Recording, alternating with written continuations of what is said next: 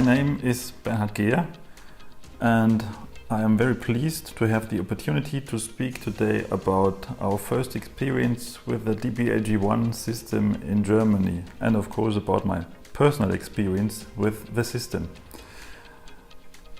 On this slide you see my hospital. I am senior diabetologist at Fachklinik Bad Heilbrunn.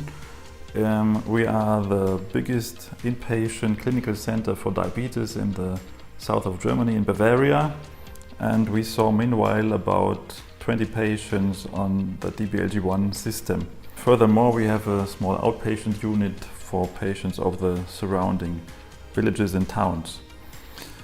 My disclosures are shown here, but my biggest potential conflict of interest is not shown. It's my personal type 1 diabetes.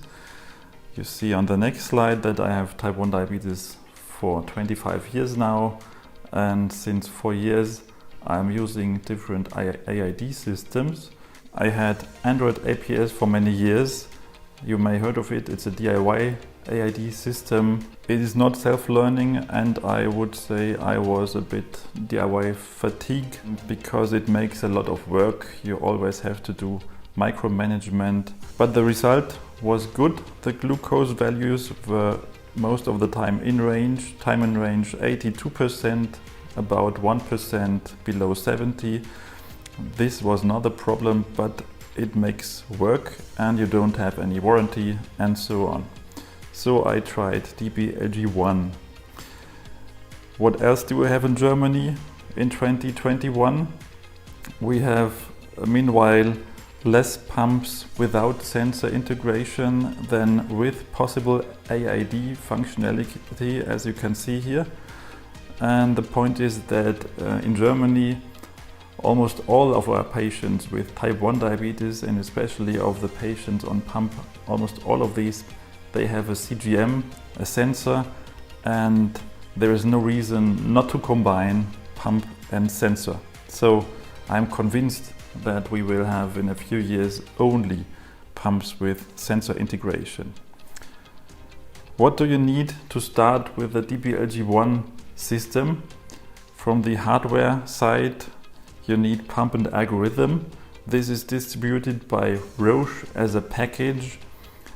The algorithm is available in Germany with a new Roche AccuCheck Inside pump only. Reimbursement in most cases is possible if the current pump is outdated. That means if it's 4 years old or older. And then the third point is, of course, the sensor. You need the right sensor, and in this case this is the Dexcom G6. In Germany you need a separate prescription for the right sensor and a separate reimbursement, but this is in most cases possible. How to start if you have the hardware?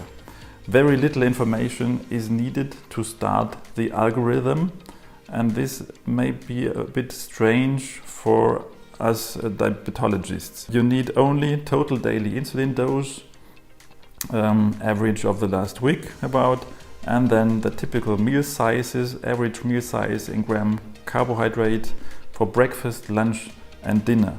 With this little information, the algorithm can start working. Then it needs additional information for other purposes.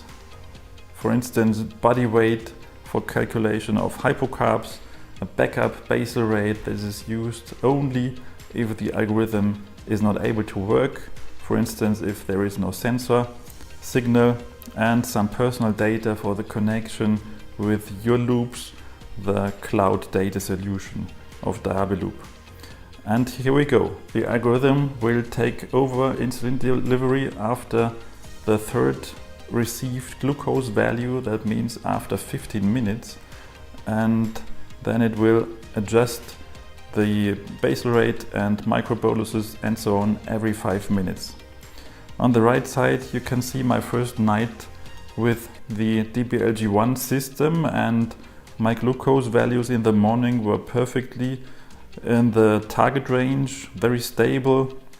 Then my first breakfast with DBLG1 was with a split bolus, as the algorithm was recommending, and you can see that it added a lot of microboluses, but it could hold the glucose in target again, and the next days the algorithm did it better and better, and you can see in your loops here some more data. Here again my first 24 hours on the system. I had a time and target about 63%, and I think this is a very good result for the start.